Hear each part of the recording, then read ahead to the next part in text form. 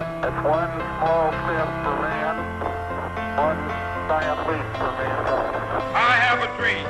One day, this nation will rise up, live out the true meaning of its creed. We hold these truths to be self-evident that all men are created equal. The world will little note no longer remember what we say, but it can never forget what they did. Ask not what your country can do for you. Ask what you can do for your country.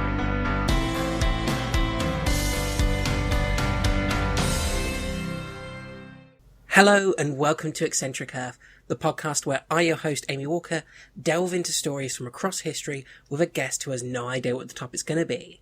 Joining me this week is Chris Haigh. Hi. Hi, welcome back again, Chris. This is going to be 3 weeks in a row now. It's like a revolving door, really, isn't it? You know, it's like the mob. It's like, just when I thought I'd left you, bring me back in. I mean, I swear last time I was like, oh, like a bad penny. I keep turning up and I'm like, yeah, it's becoming quite true. But it is pretty fun, so I don't mind. Yeah, and I've had some good feedback. People like you, so... You like me? You really, really like me?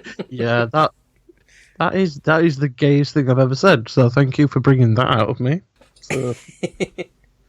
Yeah, no one's turned around and said he's a dick, which I've had those sort of comments about other guests. So you're winning. Really? You're winning. Oh my god, I'm totally going to ask you who it is after this. I won't do it while we're recording. Oh, I can tell you while recording. I've mentioned this on the podcast before. Oh, okay. Some YouTube commenters called Dave Bond a cunt. Sorry, I love Dave. I really do. That is the funniest thing. I know. He's because managed to piss off Canada and they hate him and call him a cunt. I mean... I've called him a silly cunt once or twice, but I've never done it with such. I've never had the backing of like a full nation behind me. Oh no, this wasn't. You're a silly cunt. This was we hate you. Like you proper cunt. Yeah. Almost like a capital C, just like you cunt. Yeah. Oh. Yeah. Lovely. It's a shame. Fun fact: it's my favourite swear word, but I rarely use it because it's a bit like that. A lot of swear words are like salt and pepper. You season them with on everything, and cunt is like saffron. It's for special occasions. Yeah, and you just kind of like drop it where it's appropriate. So, oh no, I am totally gonna because I've not had to look at the YouTube feed yet, but I'm totally gonna look it up partially to see what they're saying about me, if anything, and then also to basically reply to the comment of them calling David cunt and just do like crying with laughter emojis. Because it's what he deserves, and it's what we love about him. So yeah, it's like I mentioned it to Stacey Taylor, and she laughed and went, "Well, yeah, he is." Oh, Stacey, she's awesome, and true, yeah.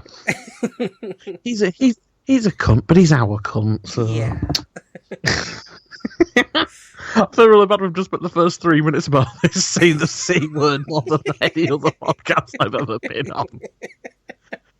And you know, it takes some beating because there was a point during like an episode of North by Nerdwest, shameless self-plug, where Emma and I use it a lot describing... What the hell were we... I think we were describing like the backlash to the Doctor Who 13th Doctor, all that. And she just went, we're just going to be talking about a load of cuntish behaviour from a load of cunts. I just went, can we say it? And she went, cunt, cunt, cunt, cunt. You know, you just added about 7 or 8 now. I know, but I was thinking if we've got to kind of push it past, make it a dead clear. I'm like, oh yes, what episode number is this, Amy? 26. Episode 26. It's like a Friends episode. It just says, the one with all the cunts. Oh, that's a shame. I can't call it that because it's such a nice person this one's about. So. Oh, yay. The last episode, that would have been an appropriate title. It would have. I mean, yeah. I mean, like, kind of like the kid and the cunt, really, wasn't it? Like, although that sounds like some weird porn. Anyway, yeah, sorry. I've just checked. We've been talking about this for like 4 minutes now. And my subscribers are going down and down. Wait, come back. Apparently you don't mind me. Well, they didn't before. Oh. I'm sorry. That's not even a comedy thing. I'm just laughing. Okay, all right. Oh, come on, breathe, man, breathe. Anyway, so tonight's episode. Yes, let's move away from the cunts and delve into tonight's episode. Could have been very wrong if you'd said that wrong way around. Oh my god, I might actually die. Okay, right, okay. Well, if anything, you've given me a good intro, so... Oh, I mean, if we're talking about kind of like when people have like misappropriated my voice on a podcast, Tony Black once stole a thing of me laughing so hard and saying the word motherfucker, and he used it on a loop as the outro for an episode of, it was a film podcast. I can't remember which one, but it was me giggling going, motherfucker, like that 5 times. So no matter what you do to my voice, chances are it'll still be more respectful than what he did. Well, I could have you singing cunt, cunt, cunt, cunt to the closing theme music. Oh, I thought you were going to say like, over like a trap beat or something. Oh, yeah, I suppose, yeah. I could throw something together. I genuinely have been listening to a song from Tiana Taylor, who is an American R&B singer, and its song's called WTP, and the chorus literally is just, what this pussy, what this pussy. And it's like over like a Vogue trap beat. It's like something from a RuPaul video, and I'm like, it's quite like fashion runway strutty, so I'm there like, da, da, da, da, and I can't sing it out loud, otherwise I'm there in Tesco's going, what this pussy, and people are just there trying to get their sandwiches, like, who the fuck's this? This clearly mentally deranged person. Okay, I'm definitely going to have to make a new song for this episode now. Oh my god. Okay, right. I will focus. It's been a very long day. Oh god. And breathe. Okay. Thank God I brought a drink with me. Non-alcoholic, I hope. I don't need you even more uninhibited. See, when I drink, I don't become like, because I'm already fairly extroverted. I'm not like super, but I end up becoming very like overly affectionate. I think it's how I want to be all the time, but I'm less aware of people's boundaries in the sense of like nothing creepy, I assure you, but it's more like if a friend comes up to me and I just start talking about how pretty they are, and I'm like, oh my god, you're a goddess. Like I once walked up with a girl, she was sat next to me on a couch in a Halloween party, and I just looked at her and I went, oh my god, are you a model? And then she hugged me. And I remember not being sober for that, and I'm like, I really should have told her when I was sober, but it's fine. Before we get into our story, I just want to take a moment to talk to you about the Cosplay Journal, a new coffee table magazine by friend of the show Holly Rose, focusing on the diversity and craft of cosplay. The Cosplay Journal is out now, and I've read the first issue. It's a great read, full of informative articles and beautiful photographs. I'm a geek myself, but I'm not a cosplayer, yet I still found a lot in this magazine to give me a deeper look into this part of geek culture. The book has craft-focused articles on sewing, armour building and makeup, as well as some interviews with some incredible cosplayers, some professional, some simply being the perfectionist amateur. They ask, are cosplay guests worth it in their opinion piece article, and have a handy guide for cosplayers on how to survive a con, which is advice worth reading even if you're not a cosplayer. The Cosplay Journal is available now. You can find it on Amazon for just $9.99, so make sure you pick up your copy today so that you don't miss out. Bessie Lee Pittman was born on May the 11th, 1906, the youngest of 5 children to Mary and Ira Pittman. Ira was a skilled millwright who moved from town to town, setting up and reworking sawmills. The family was poor, and she claimed in later life that they grew up in relative poverty. At the age of 8, her family moved to Georgia, where she went to work in a cotton mill to help her family make money. When she was 14, Bessie married Robert Cochrane. 1 year later, at 15, Bessie gave birth to her son, Robert Jr. Jesus, that's young. Yeah. I know Wait, this is 1920, 15? but Jesus, yeah. Oh my god. Married at 14, had a kid at 15. I mean, I was gonna make a comment then, and I still will. Where I live, there's someone called Belle Isle. If you're from Belle Isle in Leeds, please know that a lot of my family are there, and I'm only taking the piss out of you because it's true. is that they're kind of like, pregnant at 12, 2 kids at 14. It happens a lot there. Sex education is kind of like a myth. It's like a myth lost in time. They're like, what's a condom? Fade through the fog. So it's the first thing I related to when they were like, oh yeah, 14. Mind you, my grandma had my dad when she was 16, so...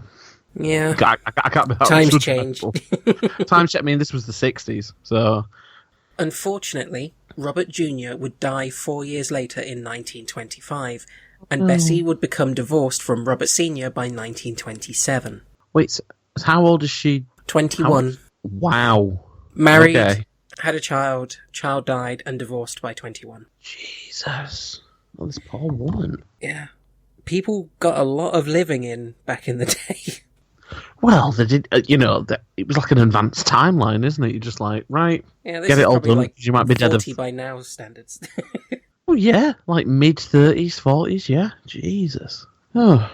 Don't worry, it's not all bad. I'm going to say, you did tell me before recording, you were like, it's more uplifting than the last one, and I was like, well, the last one was a kidnapper who ended up with a brother who turned out to be a serial killer, so the bar's so low, Amy. That is literally the saddest point. Oh, no, it's not. No, it's not. That massacre. Okay, that was the saddest you've had, but from here on out, this story gets really good. Yeah. So... I thought you were meaning like, oh, that's the saddest like you've handled like as a thing, and I was like, oh no. I remember was it the McDonald's massacre or something? Yeah. Yeah. That was horrible.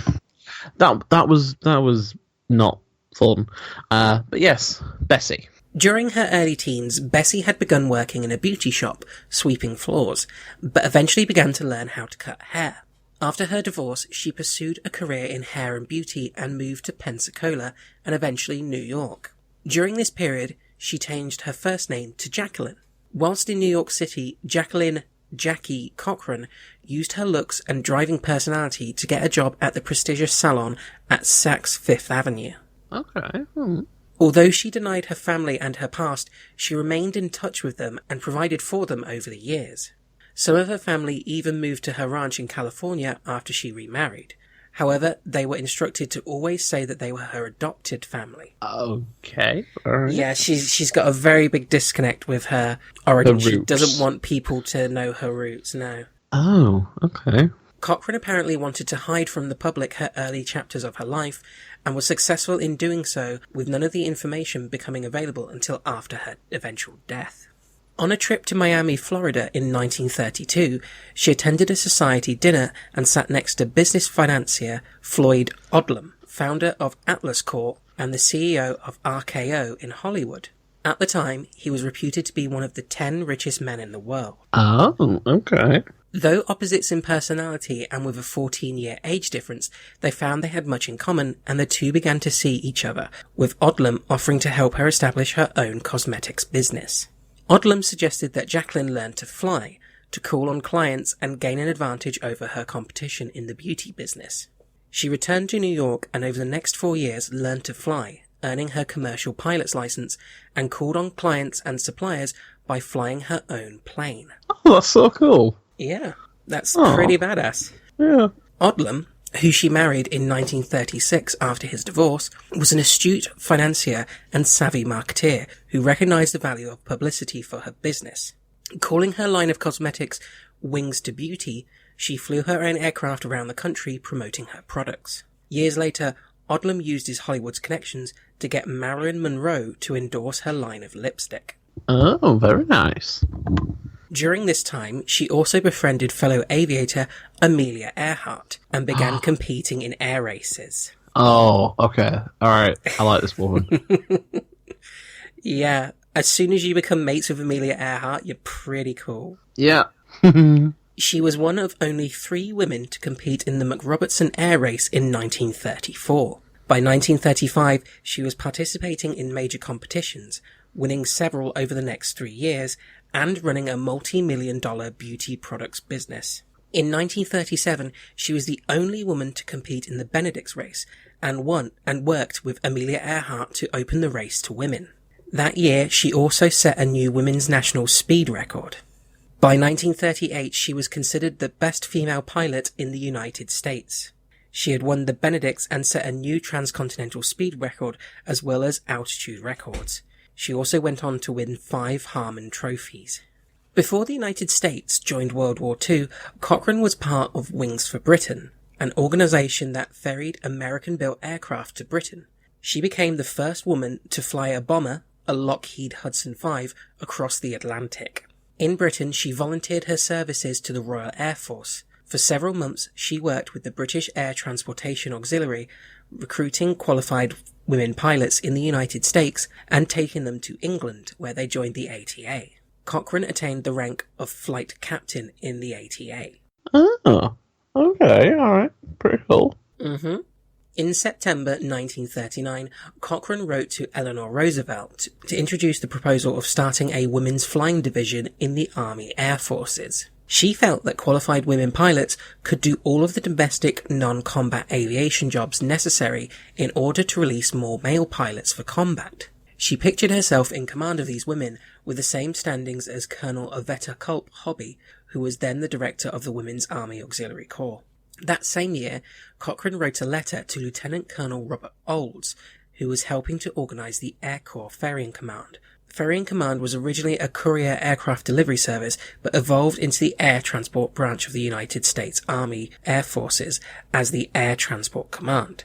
In the letter, Cochrane suggested that women pilots be employed to fly non-combat missions for the new command. In early 1941, Olds asked Cochrane to find out how many women pilots there were in the United States, what their flying time were, their skills, their interest in flying for their country, and personal information about them. She used records from the Civil Aeronautics Administration to gather the data. During this period, she also threw herself into air races and began to set records. In 1940, she broke both the national 100-kilometre and international 2,000-kilometre speed records. She won the Women's National Aviation Association Award as the Outstanding Woman Pilot for 1938, 1939, 1940, and 1941. Wow. Holy shit. Yeah, literally the best female pilot in the United States at the time. Sorry, I just keep listening. I was like, okay, Eleanor Roosevelt, very cool, all that sort of thing. And now the war effort, and I'm just like, oh, how have I never heard of this woman before?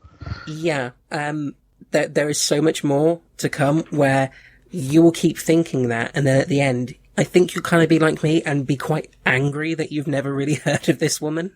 I mean, if it's going the way that I hope it's going to be like another Elizabeth Fry situation. In that it's a woman from history who is very cool and did cool stuff, but who I've never heard of. Because I'll be honest, when you were there, like saying, "Oh well," Jacqueline Cochrane, that sort of thing, and I was going there, Jackie Cochrane, and then all I could think of was Johnny Cochrane, like the lawyer, and I'm like, no, it's not, no. So yeah, okay.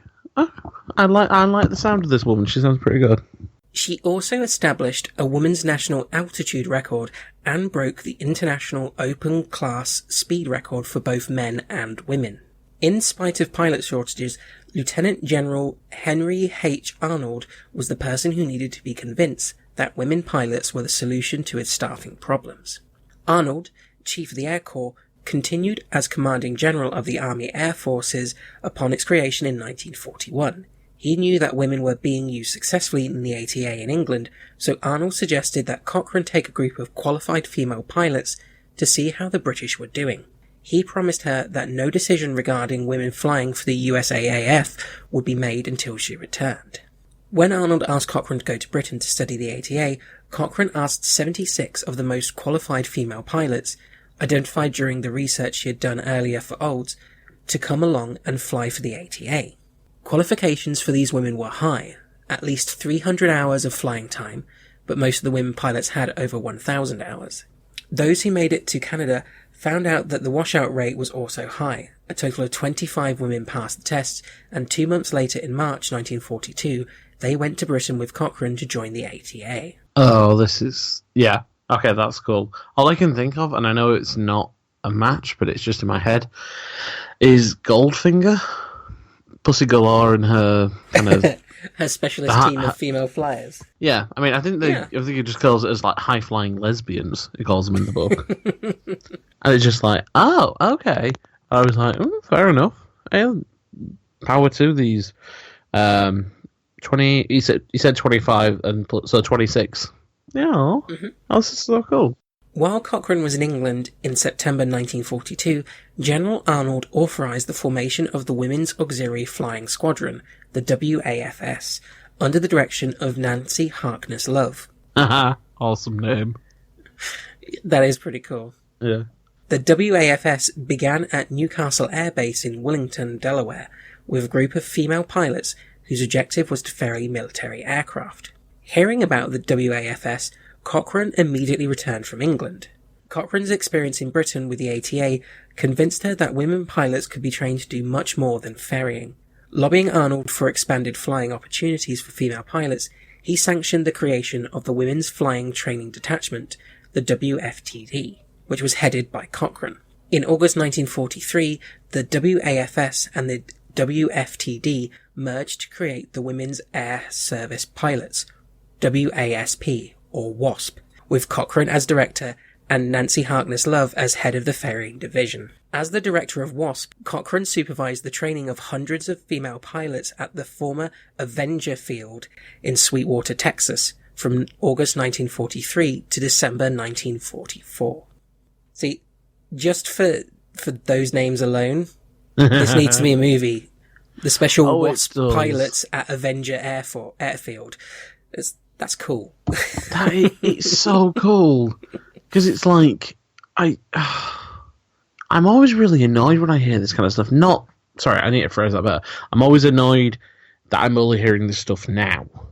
Yeah. Because it's like, we hear so much about like, not so much, but it's like the RAF this and all that sort of thing. And yes, of course, important, but, I think that, they are just as cool. In fact, they went through a hell of a lot more to do it. There were societal pressures. There was all kinds of stuff going on. Because they didn't just have to go up and be awesome, badass pilots. They had to prove that they could go and do it. Yeah. It wasn't, okay, you're good, get in a plane. It's, no, you need to let us go in a plane because we can do it, we deserve it. There's that whole extra fight on there as well. Yeah.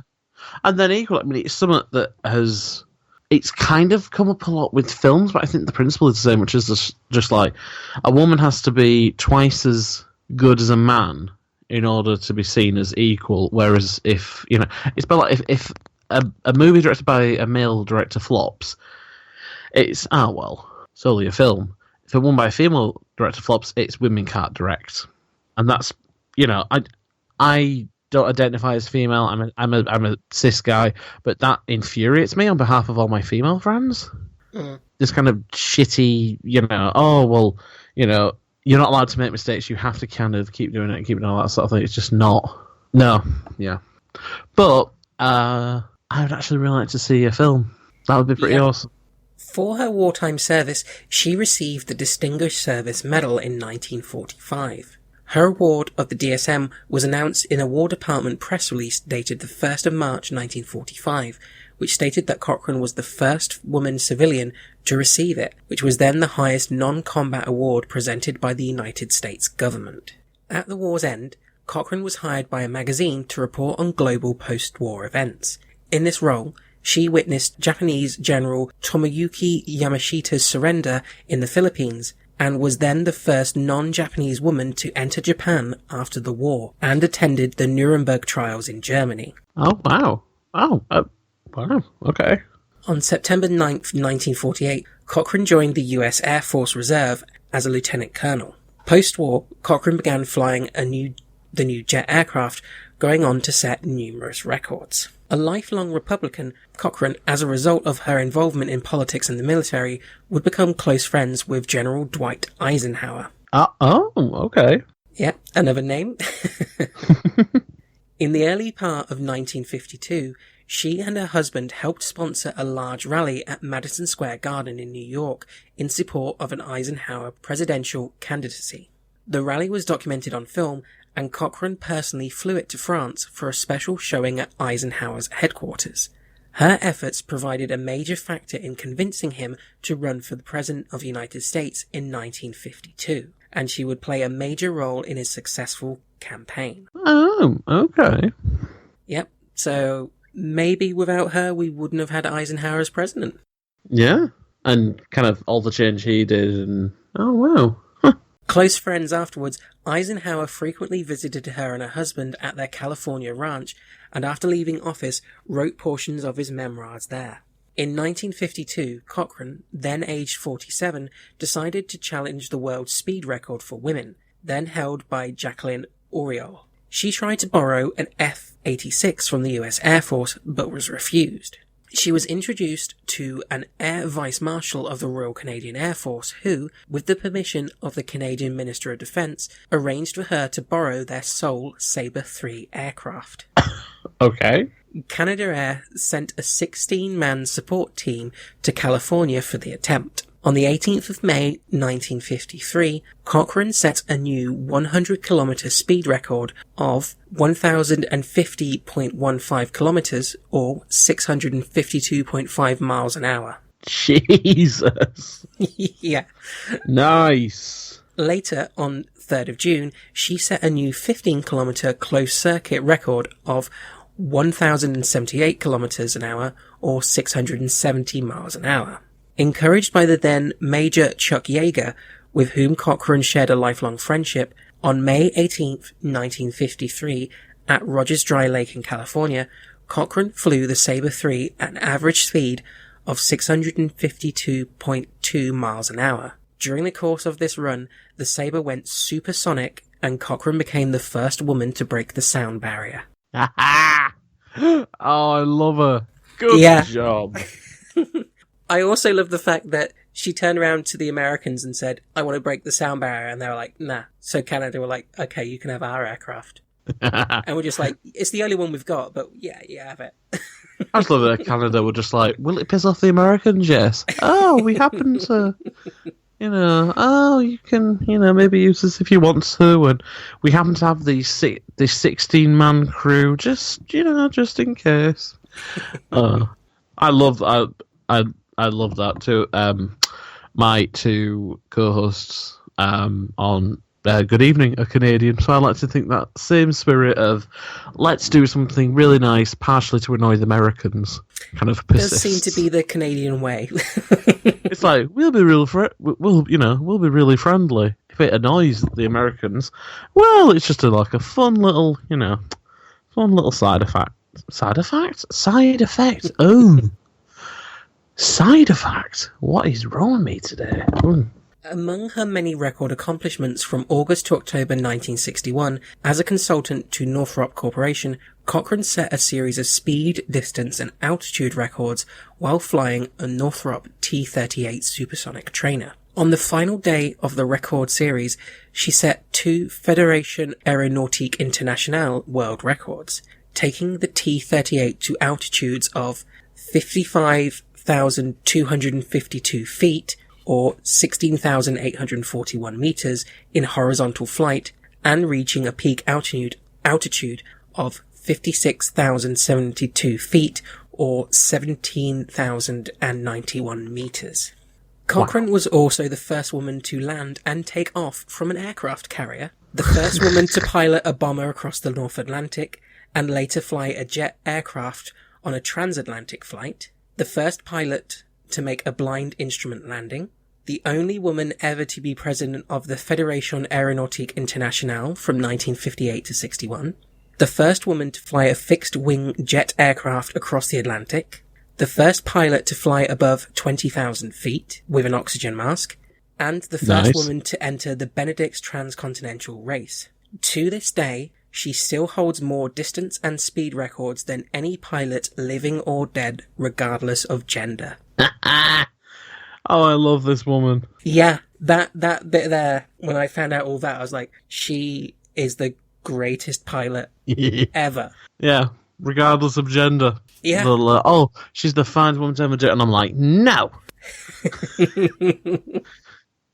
No, she's the. It's a bit like, you know, when do you know what exactly reminds me of, where they're like, oh, who's the greatest, you know, tennis player, and they're always like, you know, oh, is it Roderick, is it Federer, is it, and I'm like, obviously it's Serena Williams. Yeah. Obviously it's Serena Williams, and they're like, oh, but not the best female, best ever. I'm like, no. Yeah. She's the best female and the best ever. Yeah.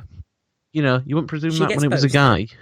Yeah. No. She is the best. No one was more shocked than me when she went out on Saturday, but let's be honest, she doesn't have anything to worry about, so yeah. Sorry, this wasn't supposed to sound like a Serena Williams fan thing, but I do love her, and she is amazing.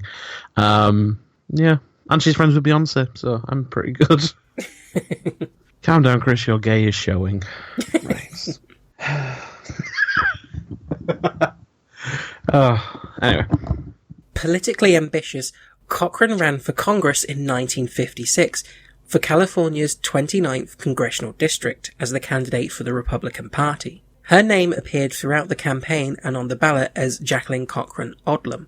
Although she defeated a field of 5 male opponents to win the Republican nomination, in the general election she lost a close election to Democratic candidate and first Asian American Congressman Dalip Singh Saund. I mean, I'm slightly disappointed, but then it's like, oh, she was a Republican and lost to a Democrat. I'm like, Yeah, the Republicans, let's be honest, they've got worse. They weren't as bad back then. Oh, yeah, I know. But as someone who would be a kind of like a true blood Democrat if I was an American voter, yeah, I'm like, well, it's fine, and it's also like, you know, to the first Asian American. I'm like, yeah, that's. Yeah, if she's going to lose some way, that's the best way to lose. Yeah. It would have been cool either way, but, like, policy-wise, I'd probably go more Democrat, so, okay. I can take this emotional hit, it's fine. Saund won with 54,989 votes, 51.5%, to Cochrane's 51,690 votes, 48.5%. So it was an incredibly close race. Her political setback was one of the few failures she ever experienced, and as a result, she never attempted another run. Those who knew Cochrane have said that the loss bothered her for the rest of her life. Because of her interest in all forms of aviation, Cochrane flew the Goodyear blimp in the early 1960s with Goodyear blimp captain R.W. Crozier in Archon, Ohio. In the 1960s, Cochrane was a sponsor of the Mercury 13 program, an early effort to test the ability of women to be astronauts. 13 women pilots passed the same preliminary tests as the male astronauts of the Mercury program before the program was cancelled. It was never a NASA initiative, though it was spearheaded by 2 members of the NASA Life Sciences Committee, one of whom, William Randolph Lovelace II, was a close friend of Cochrane and her husband.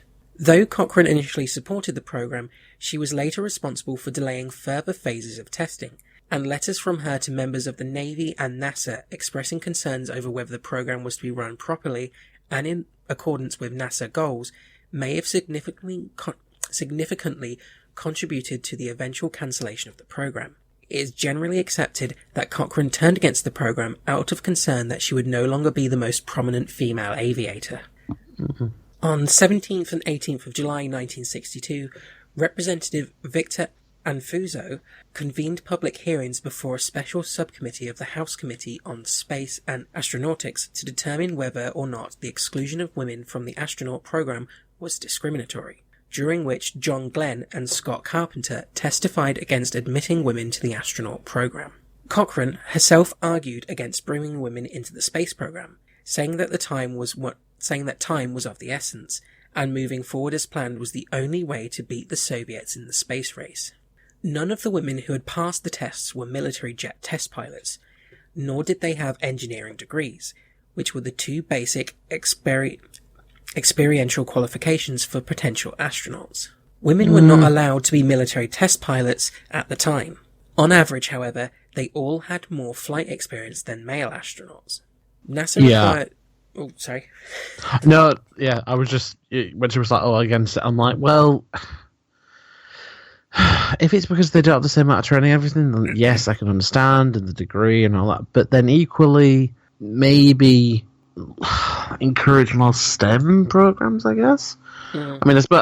I know there's a big push at the moment. It's something that we talk a lot about at uni. Is let's get more kind of gender parity in terms of like STEM courses and all that sort of thing. And I'm just like, well, yeah. And then when I hear stuff like this, I'm like, yeah, no, we could have been doing this like 50, 60 years ago. Yeah. Because I don't know when, which is ironic, really, because a woman founded the idea of a university. So it's like, oh, okay. But women only started being able to attend in like the 20s, 30s. I honestly have no idea. That's the kind of stuff they don't tell us. But see, there is also, like she was saying, the political pressure of they need to be the first ones.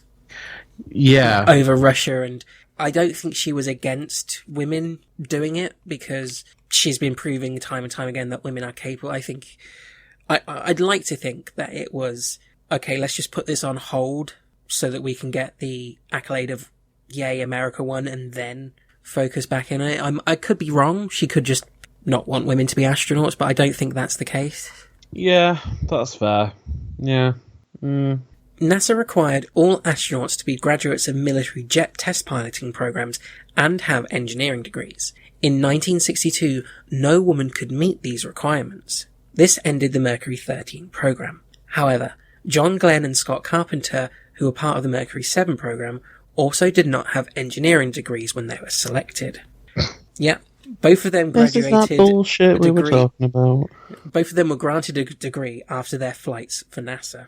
Women can't do it unless they have this degree that we didn't have until after we did it. Yeah.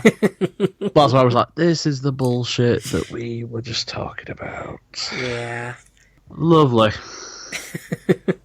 Significantly, however, the hearings investigated the possibility of gender discrimination 2 full years before the Civil Rights Act of 1964 made that illegal, making these hearings a marker of how ideas about women's rights permeated political discourse even before they were enshrined in law. Oh, okay. Fair enough.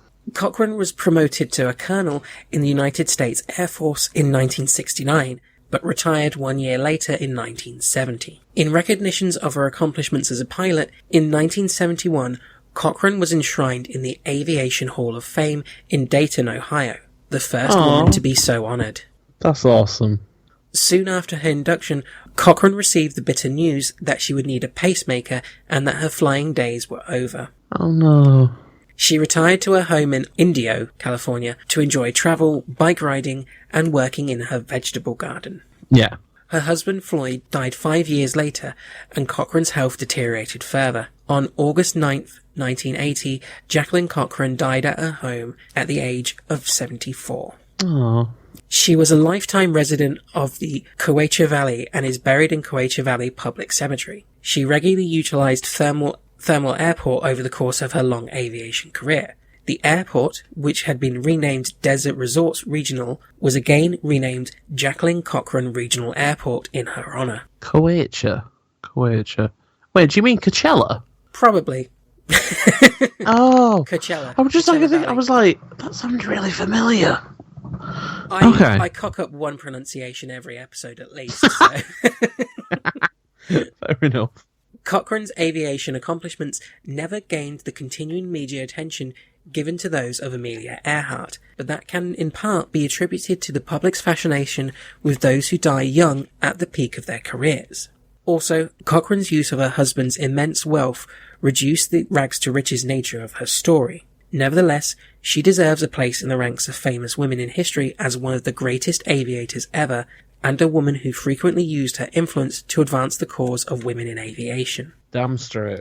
Despite her lack of formal education, Cochrane had a quick mind and an affinity for business, and her investments in the cosmetic field provided a lucrative one. Later in 1951, the Boston Chamber of Commerce voted her one of 25 outstanding businesswomen in America. In 1953 and 1954, the Associated Press named her Woman of the Year in Business. In 1985, the International Astronomical Union assigned the name Cochrane to a large 100-kilometer diameter crater on the planet Venus in her honor. Aww. In 1992, she was introduced to the Florida Women's Hall of Fame, and in 1993, the Motorsports Hall of Fame of America. In 1996, the United States Post Office honoured her with a 50-cent postage stamp depicting her in front of a Benedict's Trophy pylon with her P-35 in the background and the words, Jacqueline Cochrane, Pioneer Pilot. Okay, that's awesome. That is so cool. She was inducted into the Lancaster, California Aerospace Walk of Honor as its first woman inductee in 2006. Blessed by fame and wealth, Cochrane donated a great deal of her time and money to charitable works, especially with those from impoverished backgrounds like her own. There you go, that's Jacqueline Cochrane. That is awesome. Aww. Yeah, she's a total badass. Yeah. Like, I know I made the Elizabeth Fry kind of like, oh, well, you know, famous woman, that sort of thing. But she's very different, but I would put them in the same kind of badass kind of classification. Mm-hmm. Because they did very different things and had very different attitudes towards, like, you know, family and, you know, relationships and work and all that sort of thing. But they both grafted and, you know, did incredibly well. And, you know, I mean, it was 74 for Jackie Cochrane. That's fantastic. Oh, and she got all those, you know, Hall of Fame and, you know, she got there's a part of Venus named after her, and I'm like, oh. Yeah, that's pretty cool. I know. It's named after you. It's like, yeah, that's kind of cool. It's the sciencey stuff that's always, if you know, like if you get like an element named after you, or like the ideal would be, oh yeah, like the moon of a planet, you know, because they've just discovered 12 new moons orbiting Jupiter.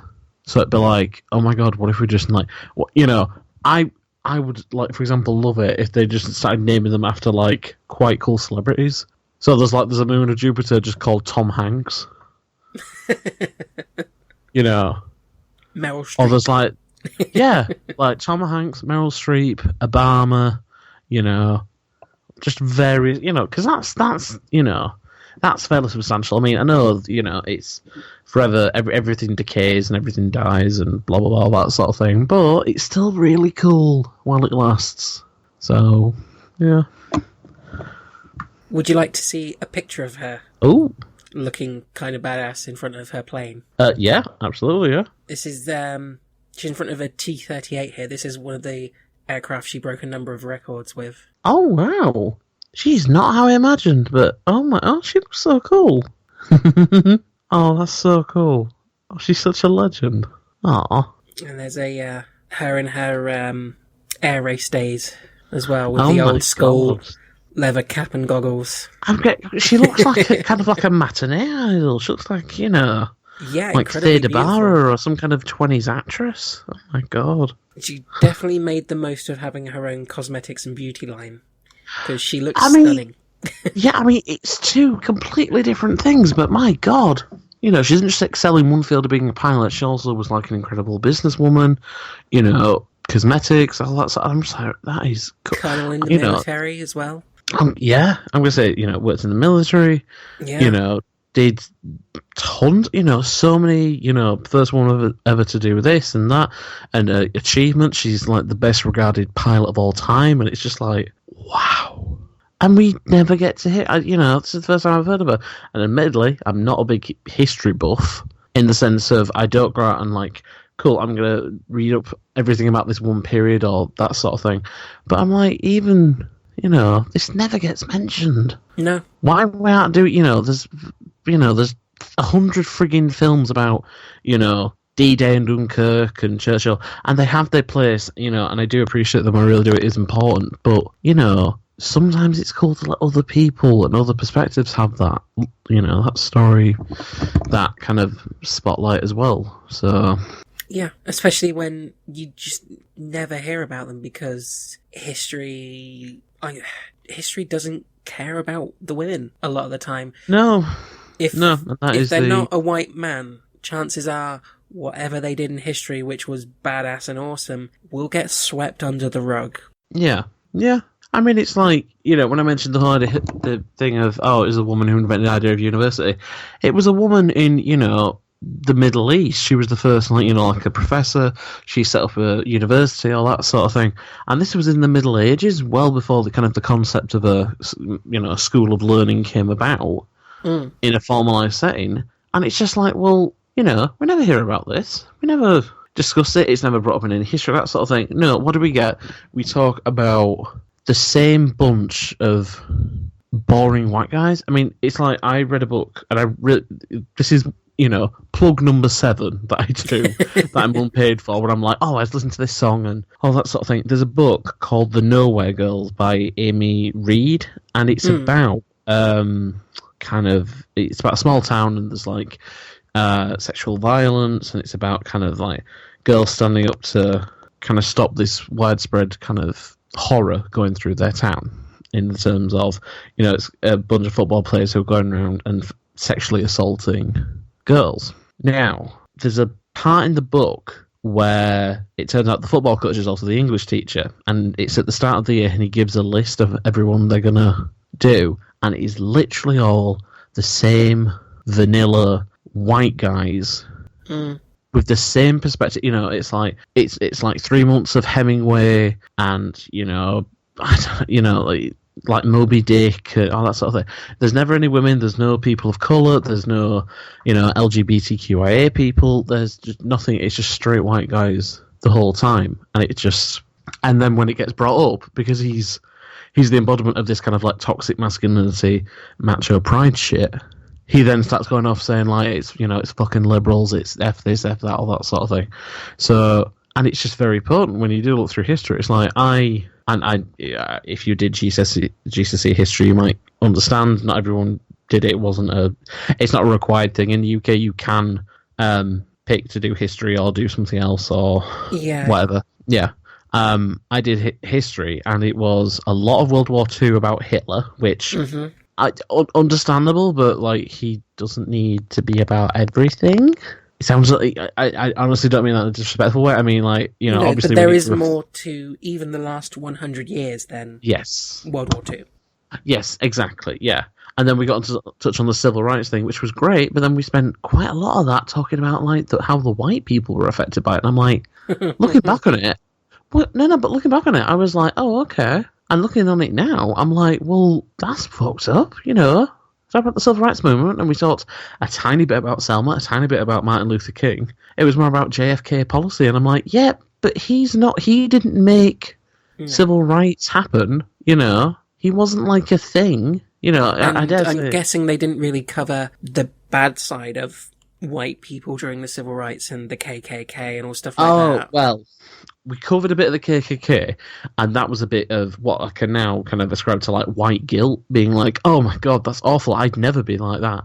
And yeah, you know, I'm speaking as a white guy, there are still plenty of times when there'll be something on TV, or there'll be something that'll pop in my head, and I'll recognise it, and I'll be like, oh shit, what the hell's that from? And that is from, you know, generations and kind of, you know, decades of racist shit being fed to us that we don't even know about or can even consciously think. You know, I dare say there's anyone who would be like, oh yeah, I'm openly racist, or even think it to themselves, but there'll still be the odd kind of presumptions or things, or, you know, that happen unconsciously and that you check yourself on, but they're still there, and you still need to kind of work on it, you know. It was an interesting GCSE to take, in the sense of, oh wow, okay, so we're gonna be, you know, we did a lot on like the Russian Revolution, again, more white people. Well, we did. They thought, oh great, you know, we'll do civil rights. It'll be kind of, you know, quote unquote diverse. But they spend more time talking about JFK and kind of the Bay of Pigs and, you know, all that sort of thing. And I was like, well, okay. But you never get like, oh, hey, so here's how slavery and Harriet Tubman, or you never hear about, like, you know, anything that isn't in the Western Hemisphere. So it's a shame. And I know Jackie Cochrane is just kind of symptomatic of that. And I know, you know, she played I won't say small, but she played a significant role in the war. Yeah. Not necessarily I would say a major one, but it was still significant, and she definitely, you know, did her part, and, you know, was fantastic and amazing. And I'm just annoyed and a bit not upset. That's not the word, but annoyed and frustrated on her behalf as to like, well, why aren't we being taught about this? Why aren't we kind of discussing this more? You know, there's so many amazing, incredible women and people of colour and, you know, queer people whose history is basically extra. You know, it's not part of the main curriculum. You know, it's like I had a friend who did history and he said, oh, you know, one of our electives was black history. And I was like, what, you're going to cover all of black history in like a semester? You know, how come to spend, you know, 3 years talking about white people across the world and yet black history, you can, we'll do it in 6 weeks. You can't do that in 6 weeks. You can't do like feminism and women in 6 weeks. You can't do kind of how queer people have had to kind of survive and thrive and, you know, do that in 6 weeks. But all of a sudden, oh no, 3 years is just a jumping off point for straight white cis guys. Yeah. And it's sorry, it's I one of didn't those mean to things. bring the mood down. I'm really happy. No, it's fine because it's like I've got a list of topics and people that I want to cover in this show, which is always expanding because I'm always on the lookout for new things. Whether it's websites where like, oh, check out this unknown person from history, or even just going on Wikipedia and clicking the random article button to see what comes up. Yeah, and so I'm always getting little bits where it's like with Jackie Cochrane, it's like, oh, check out this woman. She is one of the best pilots ever. She's got all these records. So that's what I knew going in. And I started researching it. It's like, okay, but she was also married to one of the richest men in the world. She's got her own multi-million-dollar company. She worked in the Air Force. She was involved with astronauts and NASA. She did all these other things. And it's like, well, I was shocked to learn that whilst I already knew a little bit about who she is. And the next episode that I'm researching at the minute, it's another person who I'd never heard of before, but it popped up as, you should check out this person because they did ABC. I was like, wow, that's amazing. Yeah. And now I've looked in more into it and it's like, okay, but that's just the surface. They've done so much more. And it's how the hell are these people getting erased? And time and time again, it is women, people of colour, queer people, and it annoys the shit out of me. I have to be honest. Yeah. And yeah, I've done a number of topics which are white cis men, because there are some that are just great stories I want to tell, like Robin Friday, because it was fucking ridiculous, or Colonel Sanders, because it's like, what, he did what as well? He had 60 years before he even did chicken. Yeah. But I want a lot of these to be, you've never heard this person at all. You probably never will. Yeah. Here's something about them. Yeah. Oh, listen, that is totally fair. I mean, I was going to bring up Robin Friday anyway, because I mentioned, and this is like an aside, but it does tie in, I promise. So my dad picked me up from work today as we were driving home. I mentioned I was on tonight, and he went, I've never heard of Eccentric Earth. And I'm like, cool, right, sit down. You already sat down, you're driving, but sit down further. And I was like, okay, so it's like cool people from history who you've never heard of, or who are kind of like underappreciated or under-recognized, that sort of thing. He went, oh, okay. I says, well, one you would appreciate is Robin Friday. And so as we're driving, I brought up the Wikipedia article, and I was reading him stuff, and he's crying with laughter in the car. Yeah. And he's like, well, how, you know, I've never heard of it. I'm like, yeah, that's the point. Yeah. Is that shit like this, you know, and this is a, you know, a presumably straight, you know, cis white guy. You know, he technically should kind of be like one of the foremost to go and, you know, be in the history things, and yet he still gets, you know, pushed aside a bit. But with him as well, he also, in his history, he had an interracial marriage when that was a no-no. Yeah. And he had issues with drugs and drink, which they want to sweep that under the carpet. So it's like a guy who is legit one of the greatest footballers ever, and no one's heard of him. Yeah. It's a bit like, kind of like George Best went through a lot of the same things, and yet everyone knows who he was. You know, he was kind of notorious, you know, drinker, he went through 2 livers and all that sort of thing. But, you know, everyone's heard of him, no one's heard of Robin Friday, you know. So it's, you know, it's the cool thing about going back in time with the history and kind of exploring it. And you can kind of, in a way, it's almost a bit like, again, another last plug, I promise. You say that every time. I know, I can't help it. It's because it so much reminds me of different things. So it reminds me a bit of, you know, the Disney movie Coco? Yes, yeah, that's the new one, isn't it? The new one about the Mexican Day of the Dead. And CG animated one, yeah. Yes, it's awesome. If you haven't seen it, go see it. I haven't yet. I will at some point, I promise. It's oh no, you'll cry. I mean, I'm emotional at the best of times. I cried like 3 times. It's a lot, but it's based on the idea that people will, as long as you keep talking about people, they'll remember. And that literally kind of keeps your soul alive. So when you've gone, people will talk about you, and if they talk about you in a kind of a really positive way, in a really cool, loving way, that's what keeps your soul alive, effectively, and that's what keeps you happy and kind of sustains you. It's similar to what the ancient Egyptian pharaohs used to do. Because there was an Egyptian pharaoh by the name of, I think her name was, it's not Nefertiti, it's there's another one. I feel real bad because I can't remember. But basically, she was removed from history because they didn't like the idea of someone who was very, masculine and aggressive and all that sort of thing, of her being a woman. So they erased her from history, chipped her name off, all that sort of thing, because they believed that by removing her, her legacy would no longer be there. That she'd fade from history and that her soul would never be at rest. Now, I think it was about 60 years ago, they found her tomb and found out a lot about her. And so there was a great little cartoon going around of like, now that her soul's been kind of reawakened and being saved and people are talking about her and wonder about who she is, she's finally at peace. So it's similar in the way that we kind of, history shows us the way to move forward, but it also lets us kind of pay respects to the people who've come before, because, as, you and I can speak as queer people, a lot of the time, and there is like a generational thing where a lot of time it's presuming, oh, well, things have always been fine, like gay people, and it's like, no, they've not. I grew up as a teenager in like the early to mid 2000s, and it still fucking sucked. 10 years on, and everything seems way more positive, way healthier. But that's because people have actually had to fight for it. But you don't just forget your history. You don't forget about the people, at Stonewall. You don't forget the people who, fought for LGBT rights in the same way. You don't forget the people who fought for, civil rights, for, the right for women to vote, for suffragettes, all that sort of thing. So that's the beauty of it, in that it kind of shows you, oh wow, so this person had a massive impact. And then also, why aren't we talking about this person more? Why aren't they, don't they have like, exhibitions and galleries and films made and, retrospectives and all that sort of thing?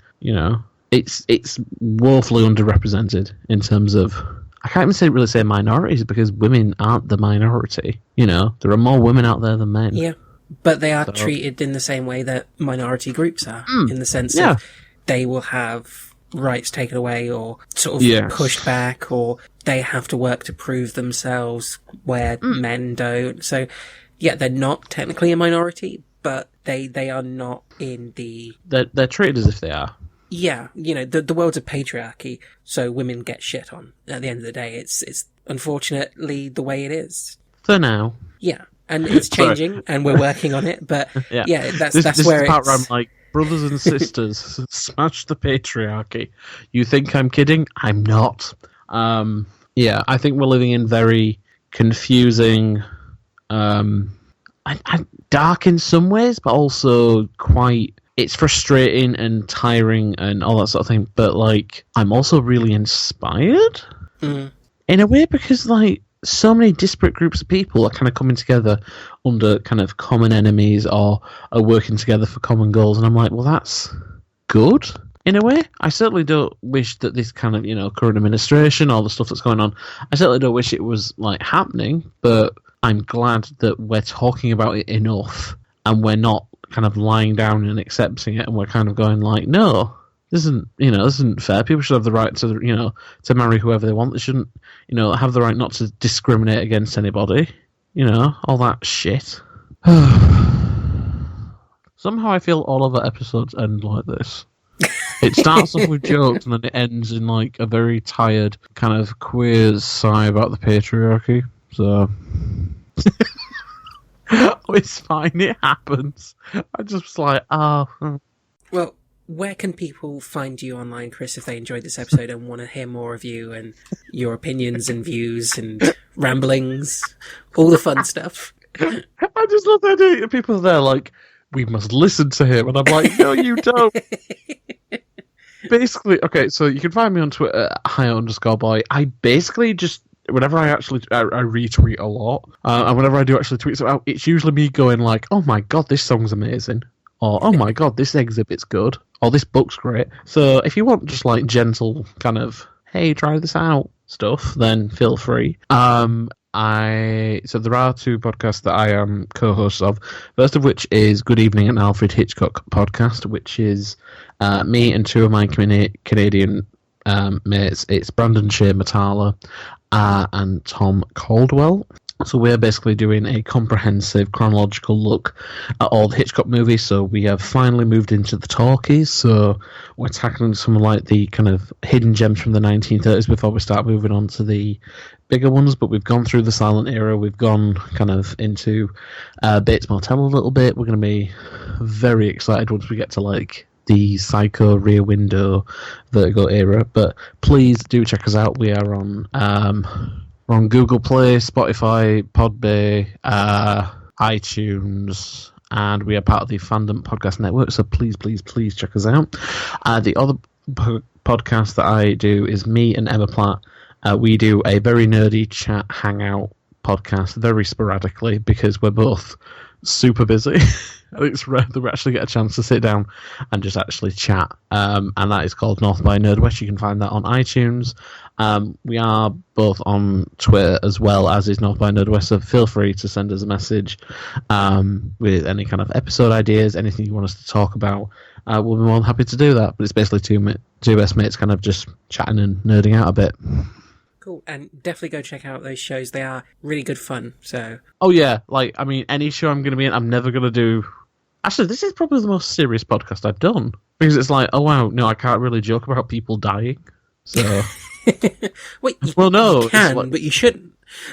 yeah, I can't. You know, it's like people who complain like, oh, I've got free speech to like, you know, say whatever I want. Yes, you do, but you shouldn't. Because that doesn't make you immune then to people doing shit because you're saying mean shit about people. So, this is the most serious, but both those podcasts are just fun and they're kind of discussion and analysis, and they really do run the gamut of stuff. And I have amazing co-hosts. I'm very, very lucky. And if you enjoyed this episode, you can follow us on social media as well. Our Twitter is @eccentric_earth. Our Facebook is facebook.com/eccentric earth, and we're on Instagram. You can find the show on all major podcast providers and YouTube, so make sure you subscribe so you don't miss an episode. Well, thank you very much for joining me again. I hope this made up for the last episode. And it's horror and depression. Hey, listen, I maintain the one last week, it had such a cool twist. I was like, what the fuck? And this one was kind of, it was a bit of a, I suppose, like a palate cleanser, really. And it's like, cool, you know, awesome, badass, empowered women who can, you know, fly across the ocean and, you know, do a good lip. Who, you know, that's awesome. But no, thank you for having me on. It's always a massive... I was going to say a massive joy, but then some of the shit you put me on is quite depressing. It's always fun, and it's always interesting. And Frank, you know, and if this is the first one you've listened to with me, it's quite often weird. Some of my kind of favourite ones have been like the real, like, weird tinfoil hat stuff, which I love. I'll have to get you on another Mothman-esque episode then. I was going to say, that's the one I use to describe it whenever people ask what it is. I'm like, listen, I've jumped from like a massacre to Mothman to, you know, inspirational women, all that sort of thing. They're like, oh, okay. I'm like, yeah, I run the gamut. I have a full range. Well, I do like to throw the weird stuff in there because history isn't just the real things. There's a lot of things, well, I say the real things. There's a lot of documented stuff which falls into the realm of strange, unusual, supernatural, did it or didn't it happen? And a lot of these things do influence the world in a way, like conspiracy theories, aliens, monsters. So it has a part in history, and I think we should cover it, and some of it is just fun and interesting as well. Yeah, I'd agree with that. Alright, your next one's going to be a weird one then. Bring it on. Bring it on. Well, thank you everyone for listening, and we will catch you again next time. Bye. Bye. Oh my god, you're a goddess? What this pussy? What this pussy? What this pussy? Nothing creepy, I assure you. Cunt, a silly cunt. Cunt, a load of cunts. The kid in the cunt, the one with all the cunts. Cunt is like saffron. Oh my god, you're a goddess? What this pussy? What this pussy? What this pussy?